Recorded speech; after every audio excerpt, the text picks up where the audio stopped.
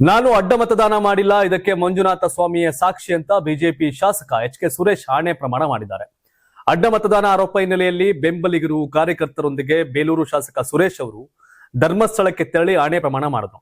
ಆಣೆ ಪ್ರಮಾಣಕ್ಕೂ ಮುನ್ನ ಧರ್ಮಸ್ಥಳ ನೇತ್ರಾವತಿ ಸ್ನಾನ ತೀರ್ಥ ಸಂಪ್ರೋಕ್ಷಣೆ ಮಾಡಿದ್ರು. ನಂತರ ನೇತ್ರಾವತಿ ಸ್ನಾನಘಟ್ಟದಿಂದ ಅಣ್ಣಪ್ಪ ಸ್ವಾಮಿ ಬೆಟ್ಟಕ್ಕೆ ಆಗಮಿಸಿ ಸ್ವಾಮಿಯ ದರ್ಶನ ಪಡೆದ್ರು. ಬಳಿಕ ಸುದ್ದಿಗಾರರೊಂದಿಗೆ ಮಾತನಾಡಿದಂತ ಅವರು, ಸುದ್ದಿ ಬಂದ ಕ್ಷಣ ನನಗೆ ಹಾಗೂ ನನ್ನ ಕ್ಷೇತ್ರದ ಜನತೆಗೆ ತೀವ್ರ ಬೇಸರವಾಗಿದೆ.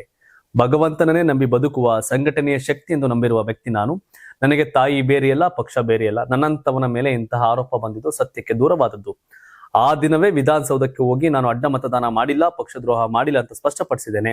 ಸಂಘ ಪರಿವಾರದಿಂದ ಬಂದು ಪ್ರಾಮಾಣಿಕವಾಗಿ ಹಿಂದುತ್ವಕ್ಕೆ ಒತ್ತು ಕೊಡುವವನು ನಾನು. ನನ್ನ ಮೇಲೆ ಕಳಂಕ ತರುವ ಯತ್ನ ನಡೆದಿದೆ ಅಂತ ಬೇಸರವನ್ನು ವ್ಯಕ್ತಪಡಿಸಿದರು. ಇದಕ್ಕೆ ಸಾಕ್ಷಾತ್ ಪುಣ್ಯಕ್ಷೇತ್ರ ಧರ್ಮಸ್ಥಳವೇ ಸಾಕ್ಷಿ. ಮೊದಲು ಅಣ್ಣಪ್ಪ ಸ್ವಾಮಿಯ ದರ್ಶನ ಪಡೆದು ಸೇವೆಯನ್ನ ಸಲ್ಲಿಸಿದ್ದೇನೆ. ಬಳಿಕ ಮಂಜುನಾಥ ಸ್ವಾಮಿಯ ದರ್ಶನ ಪಡೆದು ಸ್ವಾಮಿಯ ಮುಂದೆಯೇ ಆಣೆ ಪ್ರಮಾಣ ಮಾಡ್ತಿದ್ದೇನೆ. ನಾನು ಬಿಜೆಪಿ ನಿಷ್ಠಾವಂತ ಪ್ರಾಮಾಣಿಕ ಕಾರ್ಯಕರ್ತ. ನಾನು ಅಡ್ಡ ಮತದಾನ ಮಾಡಿಲ್ಲ. ನಮ್ಮ ರಾಜ್ಯಾಧ್ಯಕ್ಷರು ಹಾಗೂ ವಿಪಕ್ಷ ನಾಯಕರು ಸೂಚಿಸಿದ ಅಭ್ಯರ್ಥಿಗಳಿಗೆ ನಾನು ಮತ ಹಾಕಿದ್ದೇನೆ. ಇದಕ್ಕೆ ಮಂಜುನಾಥ ಸ್ವಾಮಿಯ ಸಾಕ್ಷಿ, ಜೊತೆಗೆ ನನ್ನ ಕ್ಷೇತ್ರದ ಜನತೆಯ ಸಾಕ್ಷಿ. ನನ್ನ ಕ್ಷೇತ್ರದ ಎಲ್ಲಾ ಮುಖಂಡರೊಂದಿಗೆ ಬಂದು ಮಂಜುನಾಥ ಸ್ವಾಮಿಗೆ ನನ್ನ ಭಕ್ತಿ ಹಾಗೂ ಭಾವನೆಯನ್ನ ಅರ್ಪಿಸಿದ್ದೇನೆ. ನನಗೇನು ಅದರಿಂದ ಭಯವಿಲ್ಲ. ಪರಮಾತ್ಮನ ಮುಂದೆ ಅಂಗಲಾಚಿ ಸತ್ಯ ಹೇಳ್ತಿದ್ದೇನೆ ಅಂತ ಹೇಳಿದ್ರು. ಎಚ್.ಕೆ. ಸುರೇಶ್ ಸಾವಿರಾರು ಕೋಟಿ ಒಡೆಯ, ದುಡ್ಡುಗೋಸ್ಕರ ಕ್ರಾಸ್ ವೋಟಿಂಗ್ ಮಾಡೋ ವ್ಯಕ್ತಿ ಅಲ್ಲ. ಕ್ಷೇತ್ರ ಗೊತ್ತು. ನೆಕ್ಸ್ಟ್ ನಮ್ಮ ಸರ್ಕಾರ ಬರ್ತದೆ, ನಾನು 2,000-3,000 ಕೋಟಿ ಕೆಲಸ ಮಾಡ್ತೀನಿ ವಿಶ್ವಾಸ ಸುರೇಶ್ ಅವರೇ.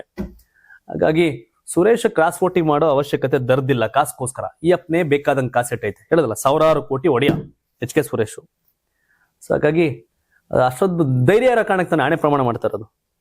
ಉಳಿದವ್ರಲ್ಲ ಹಂಗೆ ಬಂದು ಮಾಡೋಗ್ತಾರೆ ನೋಡ್ಬೇಕು. ಯಾಕಂದ್ರೆ ವಿಜಯೇಂದ್ರ ಹೇಳಿದ್ರು, ಬಟ್ ಅದನ್ನ ವಿರೋಧ ಮಾಡಿದ್ರು, ಹಾಗಾಗಿ ಆಗ್ಲಿಲ್ಲ ಅದು.